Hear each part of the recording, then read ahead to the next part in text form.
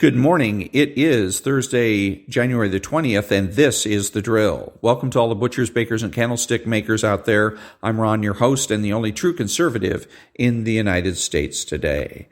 Today, after the Daily Declaration for Spiritual Warfare, the Pledge of Allegiance, and the Star Spangled Banner, we will have a novena, Sandra Shells, and How We Got Here, Chapter 6 of Part 1.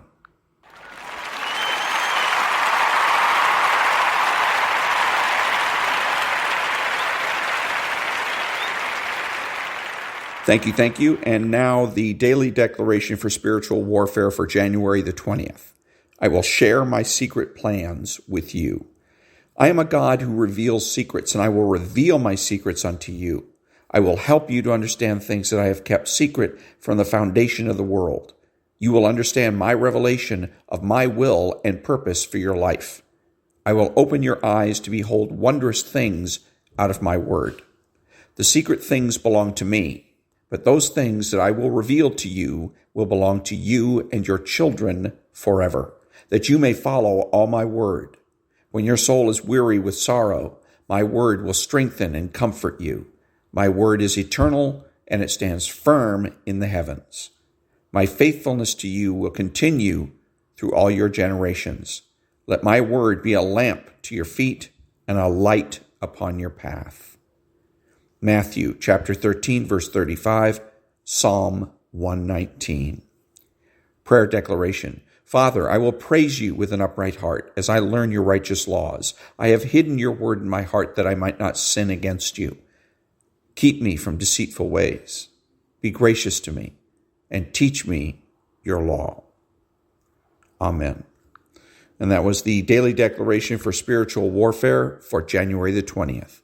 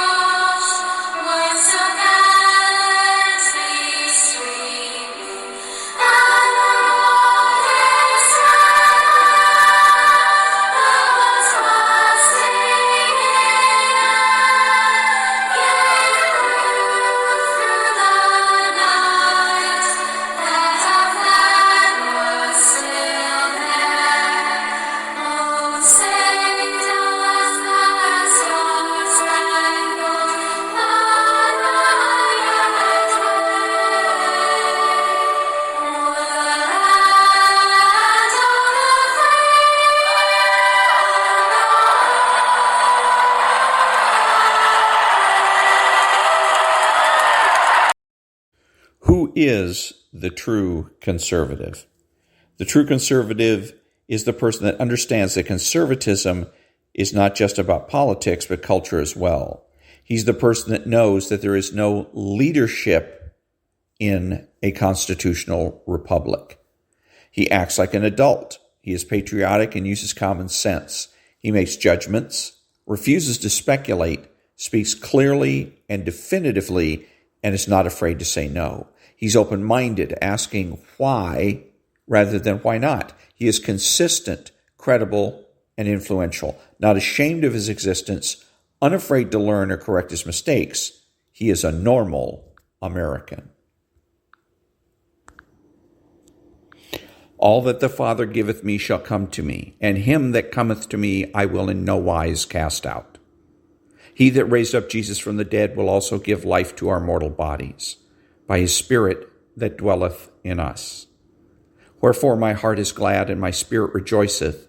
My flesh also shall rest in hope. Thou shalt show me the path of life.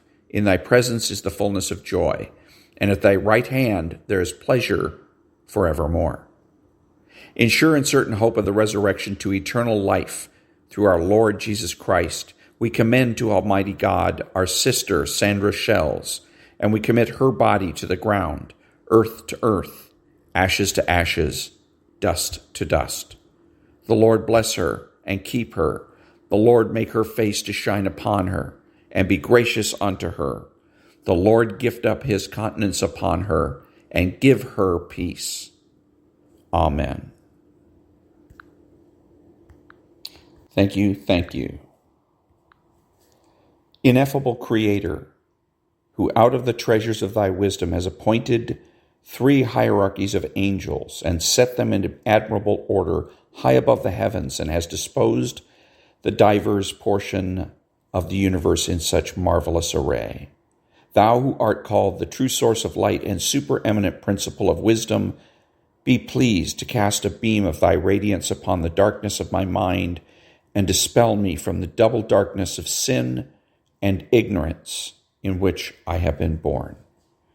Thou who makest eloquent the tongues of little children, fashion my words and pour upon my lips the grace of thy benediction. Grant me penetration to understand, capacity to retain, method and facility in study, subtlety in interpretation, and abundant grace of expression. Order the beginning, direct the progress, and perfect the achievement of my work.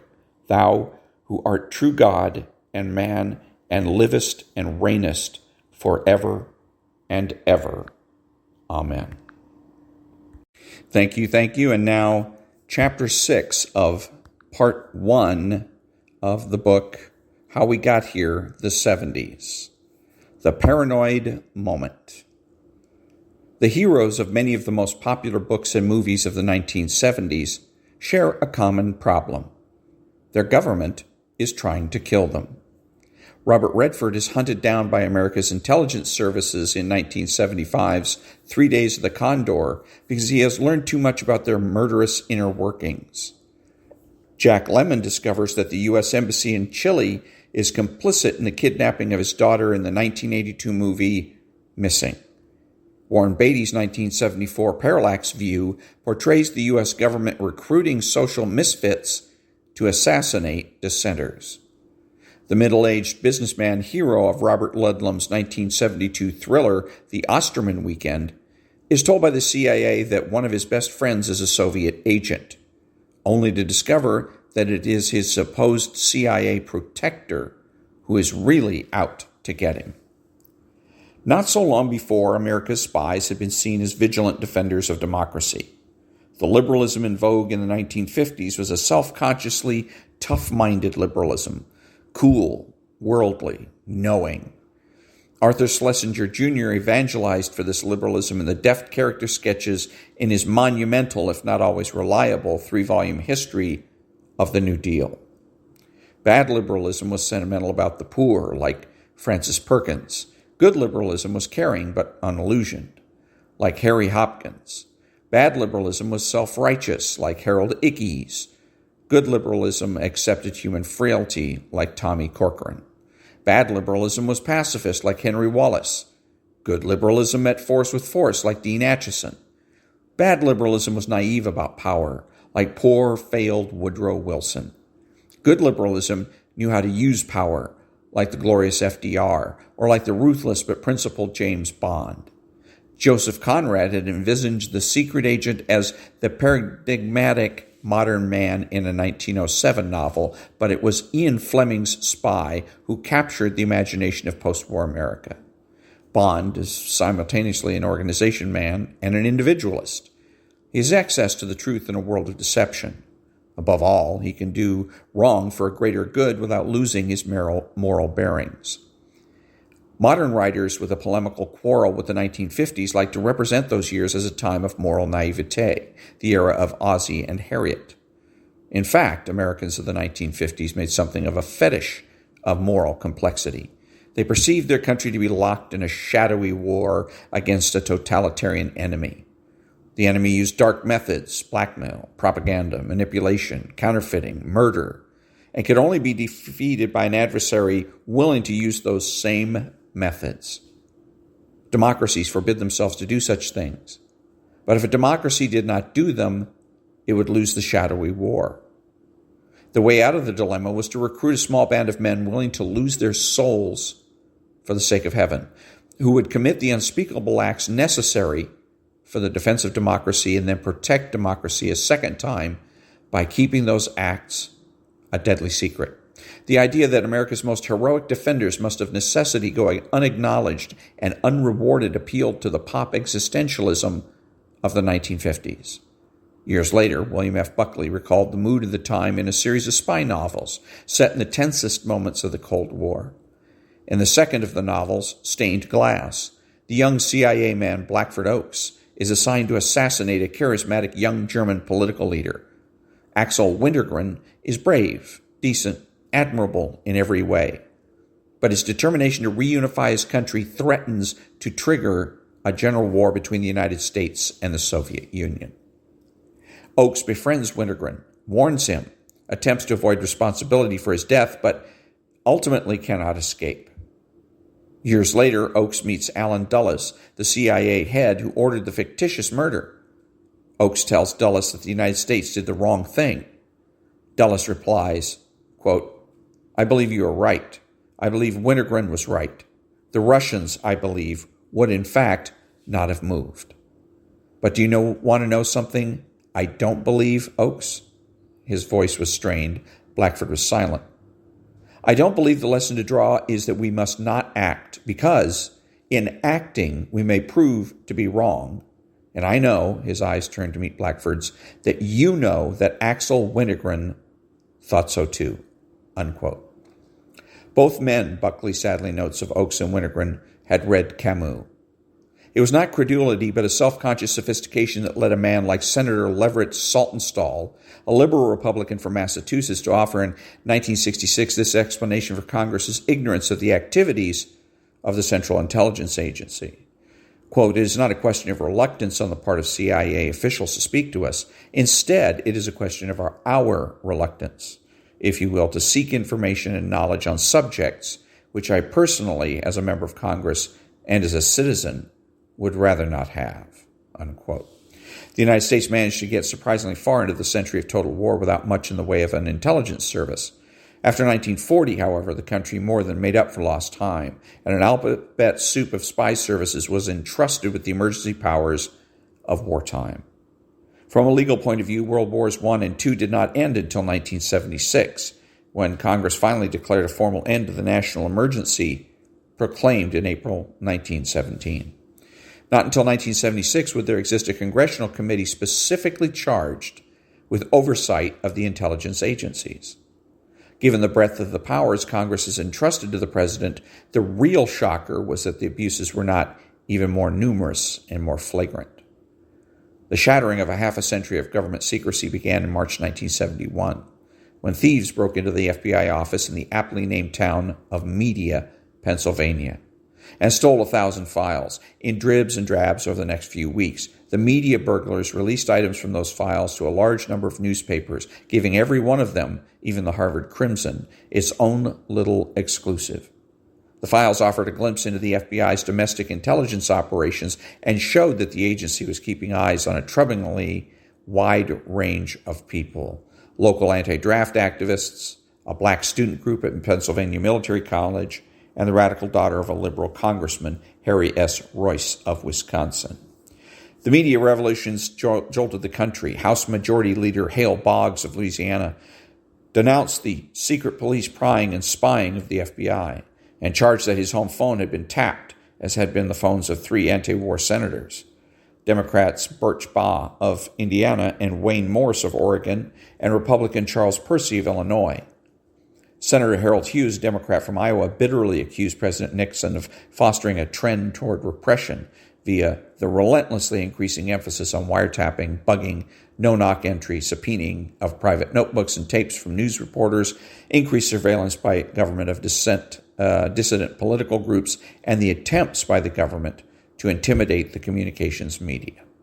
Senator Sam Ervin of North Carolina, who had opened hearings into the Nixon administration's surveillance program the previous month, declaimed in his opening statement, "When people grow afraid to speak their minds freely to the government or anyone else, then we shall cease to be a free society."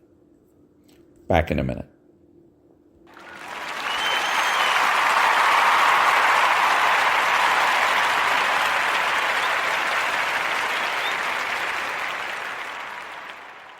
Thank you.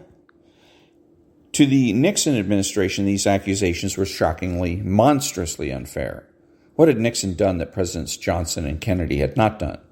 As Attorney General, Robert Kennedy had ordered the wiretapping of Martin Luther King Jr., a story broken by Drew Pearson in 1968, evaded by Kennedy until his death, and confirmed in 1975. The King tap was only one of untold hundreds ordered by the Kennedy administration, an administration that Lyndon Johnson implicitly chided in a January 1967 State of the Union address that condemned the bugging and snooping of the recent past. Not that Johnson was any more averse to bugging and snooping than the Kennedys. His Justice Department renewed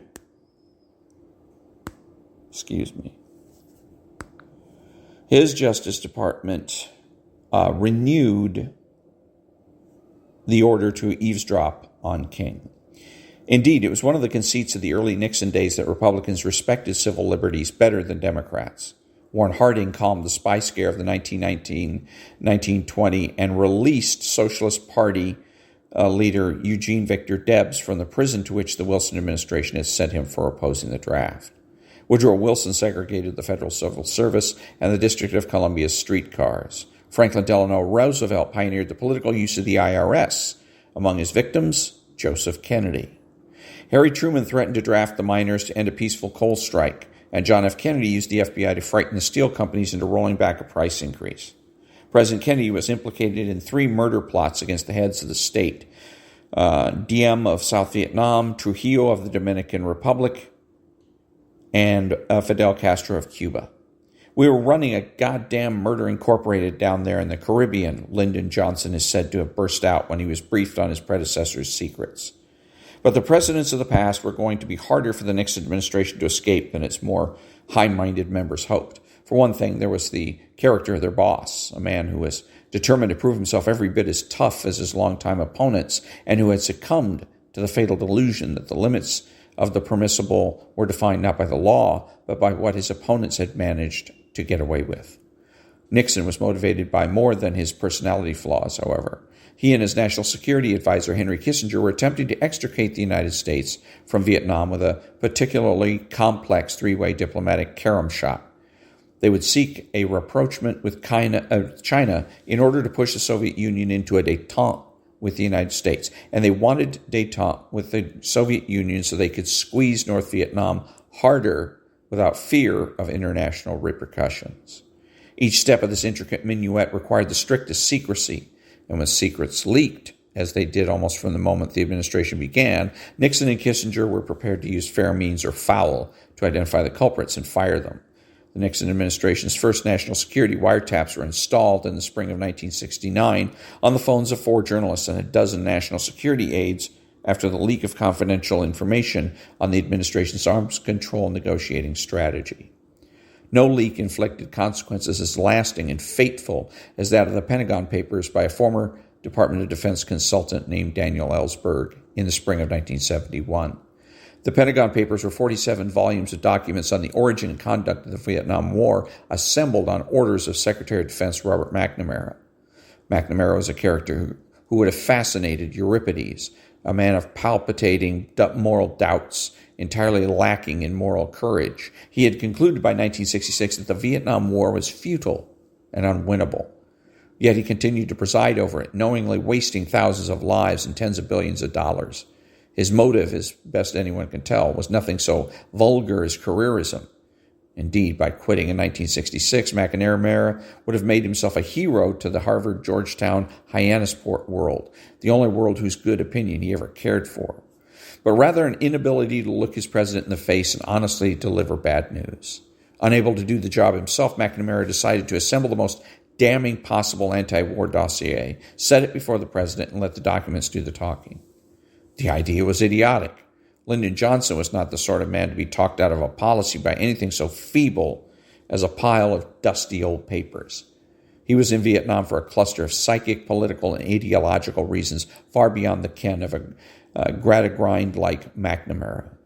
Johnson believed that the American electorate tilted rightward, not leftward, and that if a civil rights and warfare-spending Democratic president abandoned Vietnam to communism after 25,000 Americans had lost their lives battling it, the United States would plunge into a right-wing reaction that would make McCarthyism look like the harmless Toryism of Sir Walter Scott. Maybe Johnson was wrong about that, but that's what he thought, and the papers were not going to change his mind. McNamara eventually figured that out and permitted Johnson to shunt him to a do-gooder job at the World Bank before the papers were completed. Ellsberg, one of the redactors of the papers, figured it out too, but he was not prepared to go so quietly. The Pentagon Papers demonstrated how eagerly the Kennedy administration had embraced war in Vietnam. They showed President Kennedy pressuring South Vietnam's Diem to accept American ground troops as early as 1961. And they implicated Kennedy in the 1963 coup that ousted and murdered Diem.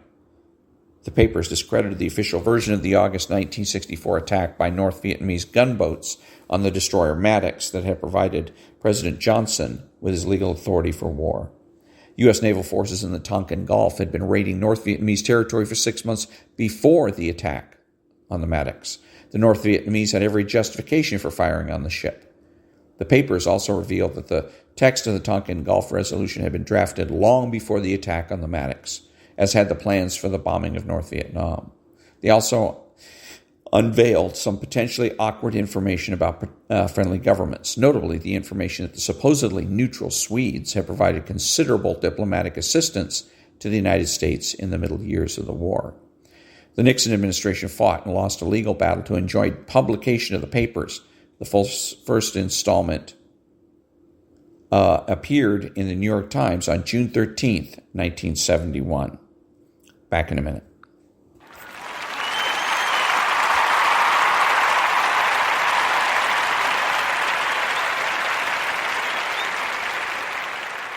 Thank you.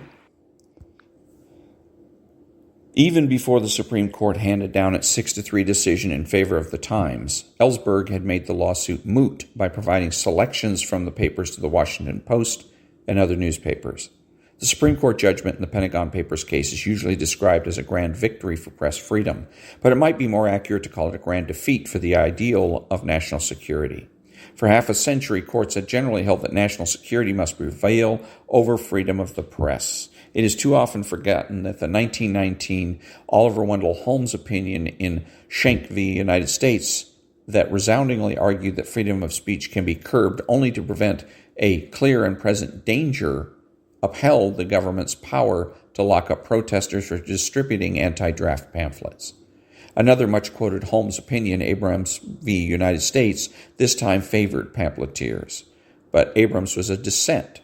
The majority of the court affirmed the government's power to suppress subversive speech. True, through the 1940s and 50s, the Supreme Court took a progressively broader view of free speech.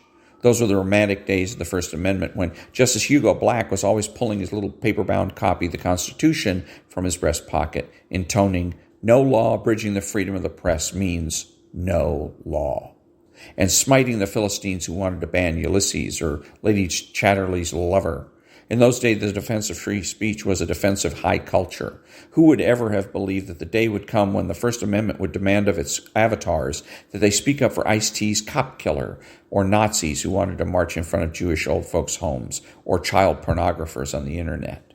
And in those romantic days, the small-town dogmatism and puritanism of state officials sent the court a gratifying sequence of easy cases.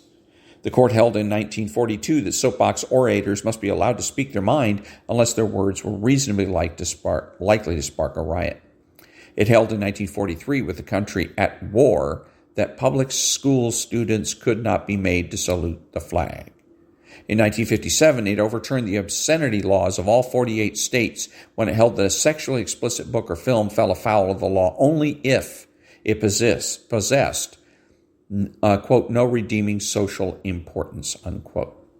Deep into the 1960s, Supreme Court almost invariably deferred to the federal government's understanding of national security. As late as 1968, in an opinion written by the liberal Chief Justice Earl Warren, the court rejected a claim that the burning of a draft card was a form of political speech protected by the First Amendment. With the Pentagon Papers case, that long tradition of patriotic self-restraint came to an end.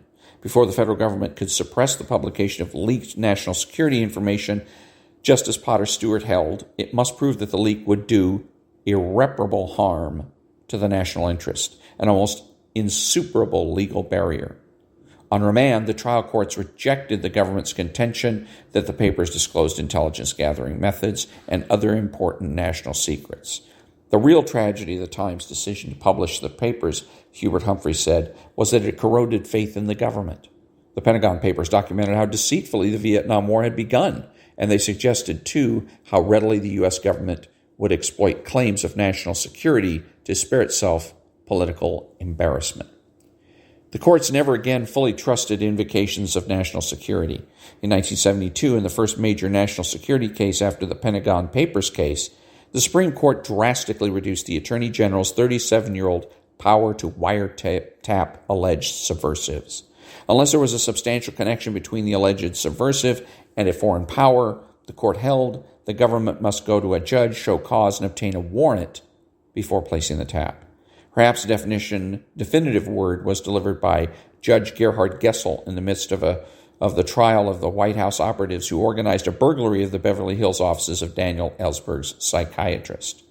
The defendants, Gessel ruled in May 1974, could not invoke national security as a justification for their crime.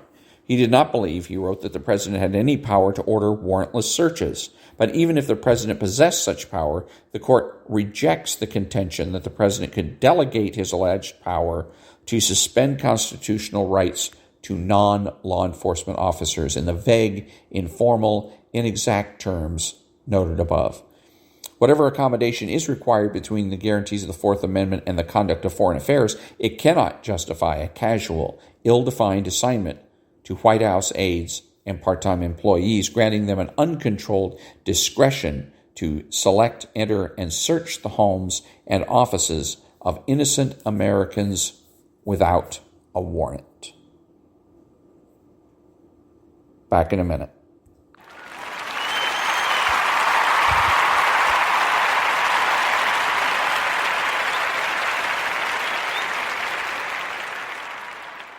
Thank you. Fatefully, however, the person whose faith in government was most utterly corroded by the leak of the Pentagon Papers was Richard Nixon. Nixon had first been inclined to shrug off Ellsberg's leak. After all, the papers followed the story only up to the spring of 1968. They made Kennedy and Johnson look bad, not him. Henry Kissinger changed Nixon's mind. The defense of government secrets, Kissinger argued, must not be influenced by partisan feeling, with Republicans acquiescing in leaks embarrassing the Democrats and Democrats doing the same to Republicans. Nixon had been elected custodian of all the nation's secrets if the papers contained information damaging to relations with allies or that tended to undercut support for a war that must be ended with honor, however recklessly begun. Nixon was responsible for keeping them sealed. The court's acquiescence in the Ellsberg leak convinced Nixon that the regular mechanisms of government could not be trusted. Ellsberg was, after all, one of the authors of the nation's nuclear warfighting plans, and the perceived urgent need for information about him, what else he might divulge, what influence could be brought to bear on him, led to the creation of the White House Special Investigations Unit, the Plumbers. No papers, no plumbers, no plumbers, no Watergate. The 1972 McGovern campaign was one of the most hysterical in recent American politics.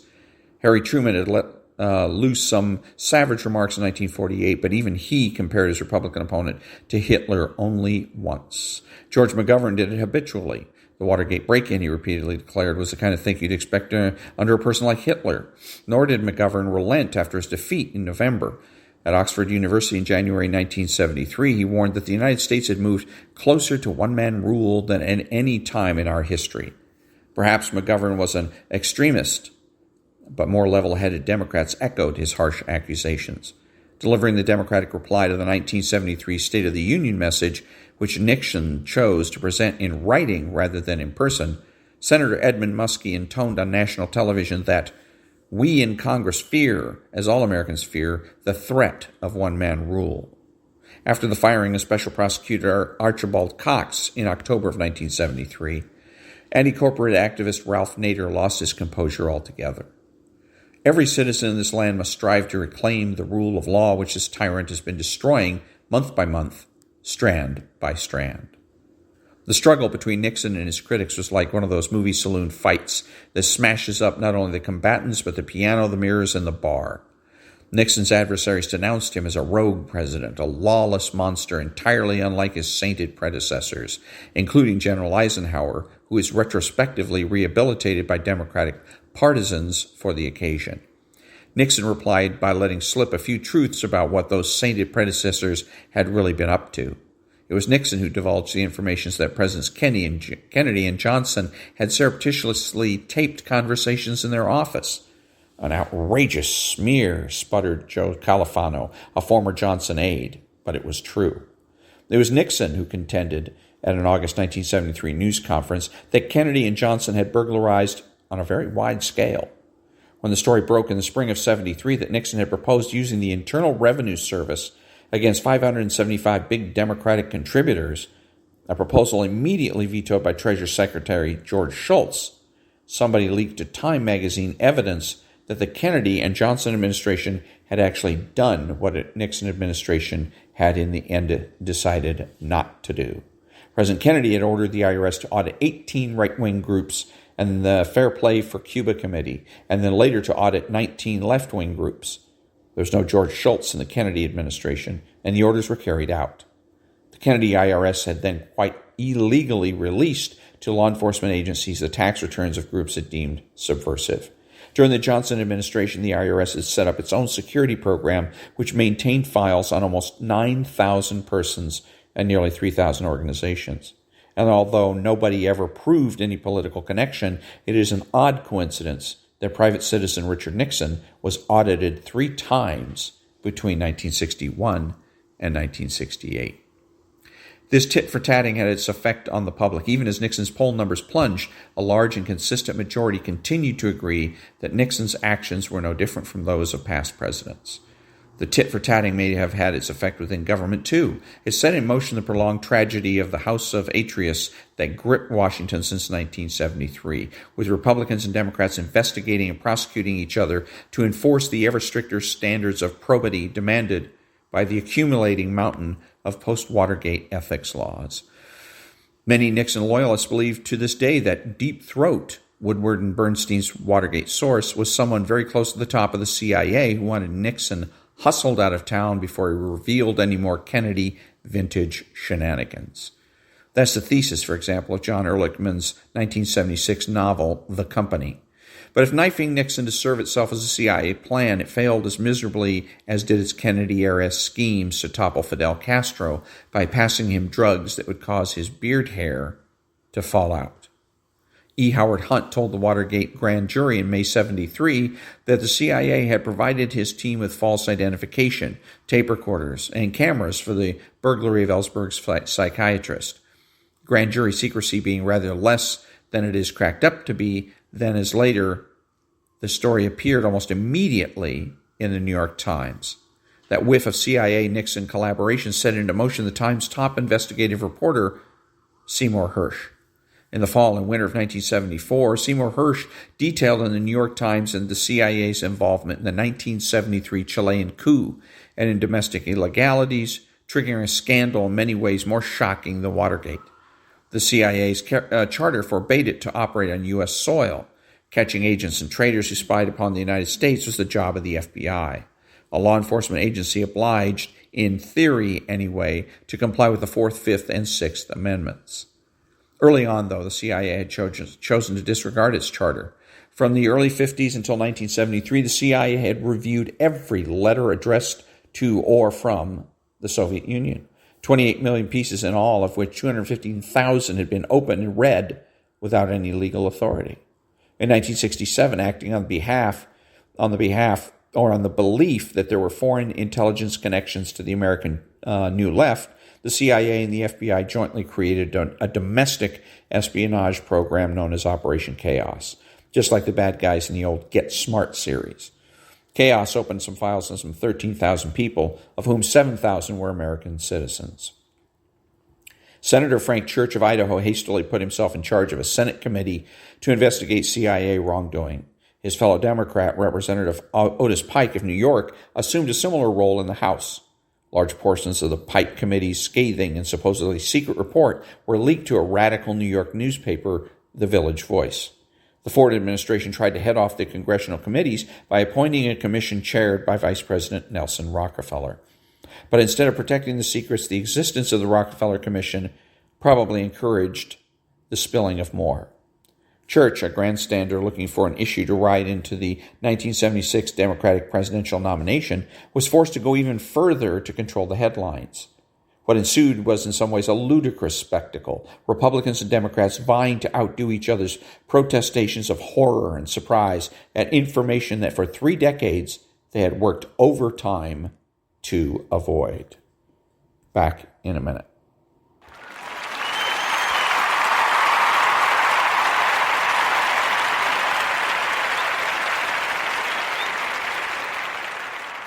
Thank you.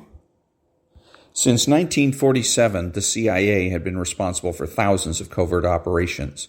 It had overthrown or tried to overthrow governments in Guatemala, Indonesia, Laos, Ecuador, and Iran. It had sponsored guerrilla attacks upon the seacoasts of China and North Vietnam. It had recruited a 35,000-man secret army in Laos during the Vietnam War, not informing Congress until years later. The agency had overseen a secret assassination program in Vietnam that killed some 20,000 Viet Cong cadres. It had been deeply involved in Chilean politics since at least 1964 and was implicated in the coup that overthrew Chile's elected Marxist president, Salvador Allende, in September 1973. In pursuit of the truth serums and brainwashing drugs, it had experimentally dosed American citizens with LSD and other psychotropic drugs without their knowledge or consent. In 1953, one of those human guinea pigs, an Army scientist named Frank Olson, had killed himself while under the influence of the drug by jumping out the window of the New York Statler Hotel. The CIA had company. In September 1975, the Army confessed to thousands of abusive drug experiments between 1953 and 1969.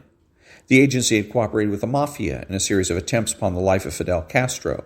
When those failed, the CIA infected Cuba's pigs with swine disease, killing 500,000 of them. It was like peeling wallpaper. Tear away one strip and a bit of the next panel comes off until finally the whole wall is bare. The CIA revelations led directly to the exposure of the secrets of the FBI, especially spying upon the civil rights movement. It was only in 1972 that Americans had learned that the Tuskegee syphilis experiments begun in the 1930s, experiments that had left black victims of venereal disease untreated even after a cure had been found. Now they learned that the FBI had regarded Martin Luther King Jr. and his associates as subversives, and had conducted a surveillance program on King, second only to that ordered by Bobby Kennedy against Teamsters boss Jimmy Hoffa. Nor was it only blacks who were spied upon. The FBI had opened files on more than 1 million Americans, opened more than 10,000 letters a year without warrants, and committed at least 239 illegal burglaries since 1960. Its agents apparently provoked some of the crimes the Bureau was supposed to be preventing, including 5 Molotov bombings in 1973 and 74, intended to make it seem that one far-left faction was warring upon another. It seemed that the country was ruled by mysterious agencies that answered to no one. At one press conference in July 1975, President Ford felt obliged to insist that, quote, there are no people presently employed in the White House who have a relationship with the CIA of which I am personally unaware, unquote. Suddenly, the CIA and the intelligence services generally found themselves despised and mistrusted. Congress, the press, the universities looked on them as the henchmen of third world dictators, fomenters of secret wars, and, after the Beard story, irresponsible nutcases. President Carter signed an executive order forbidding assassinations and directed his CIA director, Stansfield Turner, to purge the agency of its old covert operators. The we're all on the same side spirit that had once rendered treason odious and cooperation with the national security forces a patriotic duty evaporated. In the early 1970s, a former CIA agent, Philip Agee, founded a newsletter that began publishing the names and addresses of CIA agents in foreign countries. One of the men Agee identified, Robert Welch, the Athens station chief, was murdered in December 1975. Welch's killers were never apprehended. After that, the public identification of CIA agents became something of a sport for the left-wing press worldwide. The Paris radical newspaper Liberation published the names of 44 alleged CIA spies in France in January 1976. It said that it did not wish the death of anyone, but commented that the retaliation was a risk that agents of the CIA ran. Liberation added 12 more names to its list the next day. The London weekly Time Out published the names of 60 alleged agents in England. Italy's La Repubblica published the names of 8 in that country, and a left-wing Dutch weekly named 7 who allegedly operated in the Netherlands. The American media never went so far as that, but they went far enough. The journalism magazine More asked 20 American editors and publishers what they would have done in a situation like Welch's. The replies were printed in January 1976. Only 6 of the 20, Walter Cronkite, William Shawn of The New Yorker, William Rusher of National Review, Norman Podhoretz of Commentary, William Thomas, editor-in-chief of the Los Angeles Times, and the syndicated columnist Jack Anderson, replied with an unequivocal no. The editor-in-chief of UPI said he would publish. So would the executive editor of the Miami Herald. Of course I would publish his name, said David Sanford, editor of the New Republic. The threat of death is an occupational hazard suffered by persons who would be covert agents of the CIA abroad. The editor of Newsday would have published, but would first have generously given the name CIA time to get its man out of the country. Under this mood of suspicion, the government had greater and greater difficulty winning convictions in national security cases, even when the accused were clearly guilty. In August 1973, it took a federal grand jury in Gainesville, Florida, only 8 hours to acquit 7 members of the Vietnam Veterans Against the War and 1 associate of conspiring to disrupt the 72 Republican Convention. 17 radicals who raided a draft office in Camden, New Jersey in 1971 were acquitted by jury in May 1973, apparently because one of those involved in planning the raid had been an FBI informant. Charges against another 11 Camden defendants were dropped the following month, after the trial judge told jury members they could acquit if they found the government's police methods fundamentally unfair. The Berrigan brothers, 2 Catholic priests accused of an immense list of illegal acts, were freed after the jury deadlocked in April 1972. The riot convictions of 5 of the Chicago 7 who had provoked violence at the 68 Democratic Convention in Chicago were overturned on appeal in November 1972. In October 1973, the government was constrained to drop its case against Weatherman, members of a radical group responsible for a campaign of bombings, when the judge ordered the prosecution to tell him about the espionage techniques it had used to acquire its evidence. Through the 1960s, wild-eyed radicals had flung one seemingly paranoid accusation after another at the FBI, the CIA, the Pentagon. In the 1970s, so many of these allegations turned out to be true that many Americans had trouble accepting that there could be any accusations that were not true. Louder and louder doubts were heard about the official verdicts on the assassinations of John F. Kennedy, Martin Luther King Jr., and Robert Kennedy. So much so that in 1978, the House of Representatives gave the go-ahead to a select committee that opened the halls of Congress to every conspiracy theorist who had once skulked on the margins of American life. The committee's final report, released in July 1979, endorsed 2 conspiracy theories out of 3. President Kennedy said had likely been the victim of the mafia, king of a conspiracy of right-wing St. Louis businessmen, and Robert Kennedy of the Palestinian terrorist Sirhan Sirhan acting alone. More important than the report's findings was its very existence, which lent the authority of Congress to the charge that the investigations of these killings had been negligent at best and deceitful at worst. To believe a report issued by the Chief Justice of the United States, drawing on the resources of the entire federal government apparatus, that marked one as a chump. The outstanding conspiracy theory of the 70s The bookend of the 60s attacks on the work of the Warren Commission was the conviction that American prisoners of war had been left behind in Vietnam. This belief was inspired the first Rambo movie, First Blood, by far the most commercially successful Vietnam film. What motive the government in Washington would have for forsaking POWs was never very clear. But then the motive did not have to be clear. As John Travolta, played an eyewitness to what appeared to be an accidental death of a local politician, frets to another character in the 1981 Brian De Palma movie Blowout, quote, "If they can get away with killing him, they can get away with anything," unquote.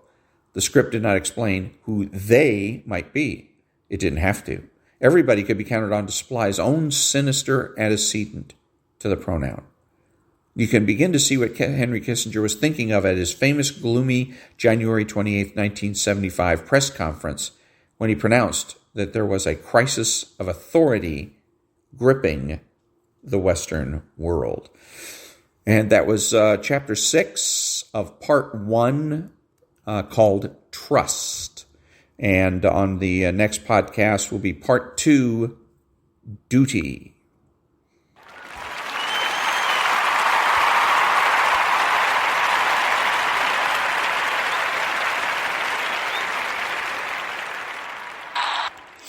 Thank you. And this is Ron, your host, the only true conservative in the United States today, bidding adios to all the butchers, bakers, and candlestick makers out there, and reminding you to be honest, be smart, be beautiful, and remember that the left has no authority, no power, and it can't win.